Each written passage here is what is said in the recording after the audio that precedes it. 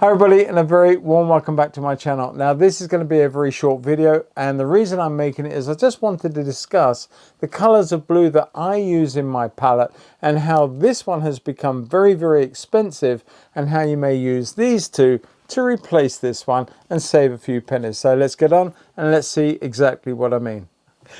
Hi everyone, and a very warm welcome back. Now this very short, very quick video is just to look at the color blues that we use in our palette for oil painting. Now the reason I'm doing this video is that of late I have been looking at the colors that I particularly use in my palette for oil painting, but also the advice that I'm giving to my students at the gallery. Now the reason is that one of the blues that I have used for pretty much my entire career is cobalt blue. So I've always had two blues at least on my palette, and one of them is ultramarine blue, the other one is cobalt blue.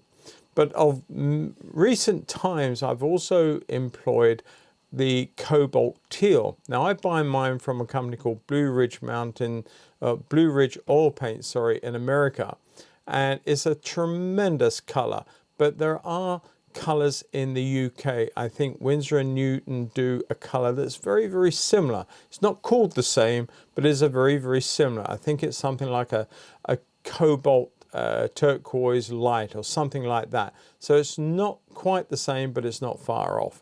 But the thing is that the reason I'm making this video right now is the fact that cobalt blue has become tremendously and very expensive.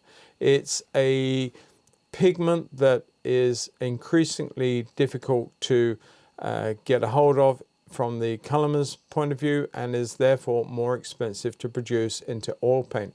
So I have been directing my students to dispense with buying that. When they're starting off, you're looking at prices in excess of £30 a tube in certain cases. And that's an awful lot of money to find on top of all the other bits and pieces you need when you're starting out painting in oil. So I have been looking at the alternatives. Now I have used pretty much all the blues over the years in my palette, but I have always come back to the two, ultramarine blue and cobalt blue. And I have been looking at ways of getting rid of cobalt blue. It hurts me to do that because it's been my stalwart for the better part of 40 years. But I sort of feel that the time is right now to consider other options, especially when I'm trying to teach other people to paint in oil and to use color effectively and efficiently when they're starting out. So what I wanted to do is just take the three colors that I've now got on my palette. This is ultramarine blue, and it is a cheaper and a great blue for so many uses. And let's put that one. I'm going to change my brushes to make sure that I do not mess up any of my mixes initially, certainly. And what I'm going to do with that is I want to put in cobalt blue right next to it. Now on the face of it, they don't look tremendously different.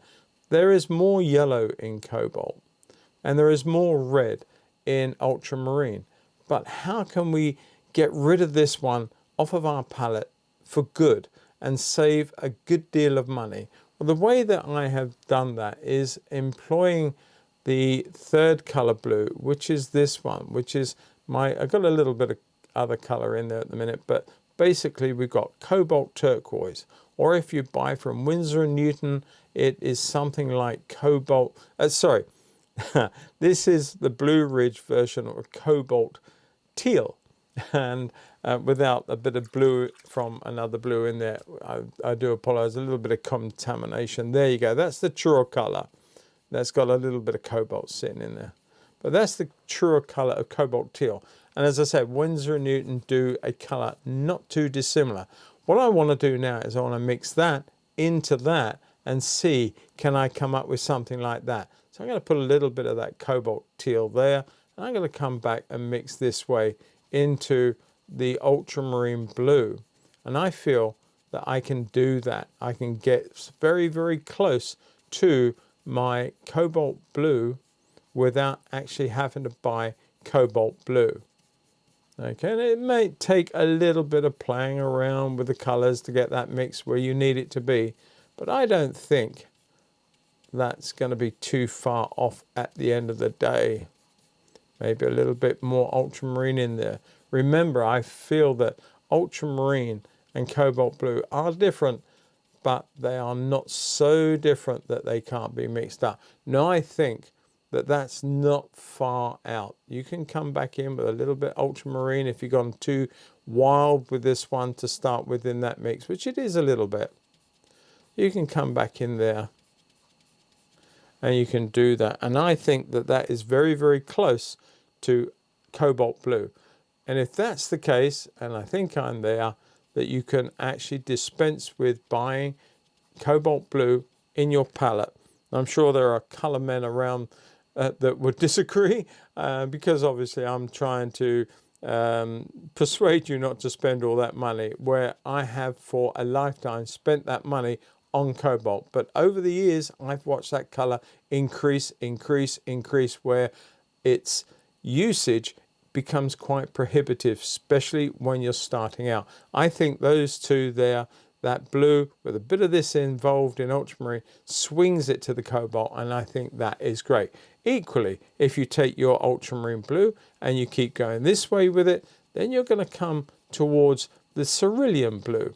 Again, cerulean blue is another tremendously expensive blue color pigment to use in your work as a whole. All right, so cerulean blue I stopped using personally some years ago, but you can swing that blue anywhere you like here. You've got cobalt there mixed up, but you have ultramarine, you have your cobalt teal, or indeed the Windsor version of it, and you can swing your blues from the cool all the way through to the yellow, and I think that that is all you need to do. So what I shall be doing on my palette, and you'll see it phase out over a period of time, I will still use cobalt blue in my palette on my own work that I don't film, only because I have a number of tubes of it, and that seems crazy just to wipe it out because I've got a different mindset. I will still use it. However, when it comes to teaching you and showing you guys how I paint and how I do future videos, I will dispense with using cobalt blue in any of those painting tutorials of the future. You may still see it on my palette once in a while, but I won't actually use it in the painting that I'm doing for you. I'm going to rely on my senses to mix up my blue color from ultramarine blue and cobalt teal, which incidentally is a much cheaper version of cobalt blue. But because there is that color in there, I think we can make it very versatile. So there you go, just a quick little tip on our blues. And if you want to add the whites to these, of course you can do that. You can take your blue out. Now you'll notice that this one will not go quite the same way here. If I take that cobalt out with white, it goes a little bit more towards the ultramarine. The ultramarine. But if I add a little bit of cobalt teal to that, just back in, because the white is influencing the mix more and it's cooling it down, but we get something like that. Now let's just clean our brush very, very quickly just to end this one. And we're going to put that into the true cobalt, and you can see how that is with white. A little bit more white into that. Actually, that's quite a lovely color blue and not too dissimilar to where I was playing around with. So let's just come back in with just a little bit more ultramarine blue. Just play around with this with a bit more white just to see if we can't mimic that a little closer. I know we can, because I've done it one way. I can now do it with the white. There we are. Not too far out. I don't think. You be the judges, but I think it is close enough that you do not need to go and spend your hard-earned money on buying an expensive pigment. Look at that. If I mix that into there, there's very little difference between the two. So there you go. I think the proof is there that we can actually play around with just 2 blues on our palette in future. That's going to save you money, and of course it does limit your palette from color choices one more step down, which is great because the more colors you got on here on your palette to choose from, the more decisions you have to make, and the less complicated it will be with fewer colors to choose from, and more harmony throughout your whole painting process as a result of that. So I'm going to come back with another quick video at some point in the near future, but in the meantime, enjoy your painting, have fun, stay safe, catch you all in the next video. And if you want to subscribe to the channel, please do that. Don't forget to add comments as well. It always helps the video. And if you do like the content that you're watching and you want to support the channel, you can do it by buying me a coffee. You can do a super chat, or indeed you can pop over to my free school or my paid school, and the links for all of that are under the show more tab under this video. So I look forward to seeing you all in the next one soon. Take care. Bye bye.